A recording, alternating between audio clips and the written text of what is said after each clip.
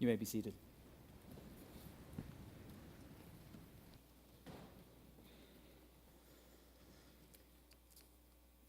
Since I told a joke in a sermon back in Advent that some of you still haven't gotten, it was that one about the Buddhist monk at the hot dog stand, make me one with everything, remember? Still nothing. Okay. Anyway, since so many of you did not get that joke, I thought it was only fair to admit that I once did not get a joke for more than 3 years. I think I heard it first in junior high, as it was kind of scatological in nature. Not that I stopped appreciating this kind of humor, there was just a lot of additional pressure to enjoy it in the 7th grade, right? So when Brian Wilt told us this joke, I laughed right along with everybody else. Pretty convincingly, I'd like to think.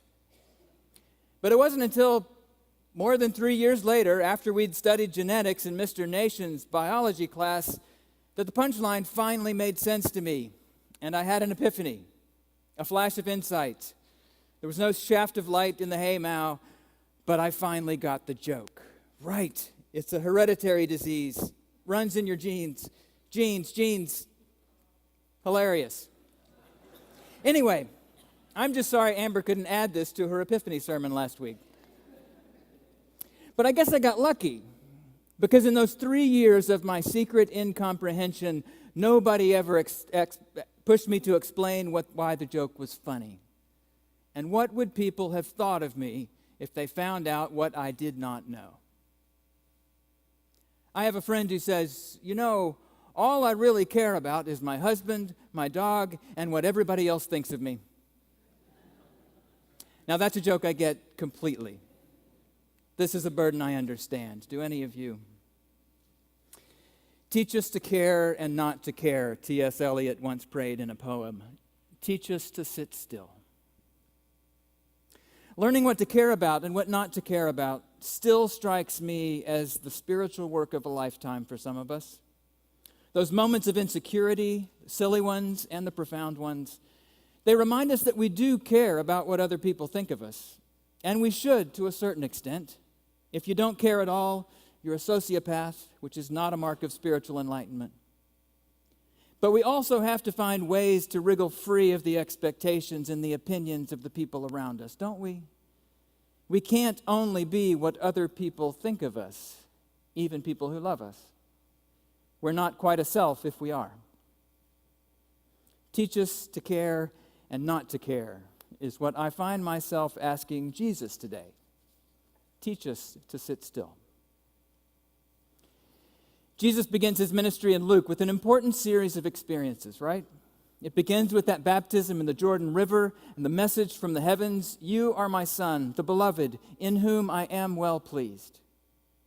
But as soon as Jesus hears that he is loved without qualification by God, as soon as his true identity is established, he's led immediately off into the wilderness, where that identity will be put to test. The temptations, they're matters for other sermons. But it's worth noting here that Jesus is tempted to prove himself in terms of influence over the natural world by turning stones into bread. He's tempted to prove his identity in terms of power and influence over other people as a ruler of the kingdoms of the earth. And in that third temptation, if you think about it, he's actually asked to prove who he is by exerting a kind of influence over God. Throw yourself off the temple and get God to send angels to catch you, he's told. Prove yourself in your answered prayers. Jesus resists these temptations in the wilderness, but what I wonder today is if there was a fourth temptation in going back home. Because your hometown is where you first learned how to respond to the world, is it not? Or rather, your hometown is where the world first began responding to you. And we begin to learn who we are in all these responses. Report cards and state fair ribbons and demerits and traffic fines, raises and pink slips and trophies and rounds of applause or scowls and boos. The hometown is where we first get the feedback we may spend the rest of our lives trying to get right. How well do you do at producing bread for your family or at acquiring power and influence in your little realm of control? How responsive, some might even ask, is God to your prayers? Do you tend to be caught when you fall, or do you just hit the ground with a thud? Answer these questions for us, and we'll tell you who you are. So when Jesus gets home, he knows pretty much what everybody's thinking. There's a saying back in Nazareth, apparently, "Doctor, cure yourself," which I think means, well, you may have gone off to med school in Capernaum and gotten a fancy diploma to hang on the wall, but we knew you way back when. We know your people. Show us your own healed and happy life, and maybe then we'll believe the healing stories we've started to hear. But Jesus resists the temptation, now a fourth time, to have his identity defined on the world's terms. He won't play along, and it angers all the hometown folk. So they lead him off to the edge of that cliff to teach him a lesson. But we're told Jesus walks through the middle of the crowd untouched. He slips from their grasp, just as he slips through their expectations and their standards for what makes up a respectable life. He's been declared God's beloved, and he will not settle for any other measure of self-worth. The story is relevant to us, I think, because what Jesus slips through is precisely what you and I get caught in from the earliest moments of our lives. We accept the hometown terms for what matters. And so we begin constructing selves we think will make the hometown people proud. What's wrong with a self that's built like that? What's wrong is that any self we construct to prove that we matter is false. Thomas Merton put it like this: every one of us is shadowed by an illusory person, a false self. This is the man I want myself to be, but who cannot exist because God does not know anything about him. And to be unknown of God is altogether too much privacy. This is an astonishing thought. That the self the world consistently asks me to prove and project is unreal. It's an illusion. In fact, it's so unreal that God doesn't even know the false self I project, because God knows only what is real. God knows only God's beloved. Merton goes on. All sin starts from the assumption that my false self, the self that exists only in my own egocentric desires, is the fundamental reality of life to which everything else in the universe is ordered. Thus, I use up my life in the desire for pleasures and the thirst for experiences, for power, honor, knowledge, and love, to clothe this false self and construct its nothingness into something objectively real.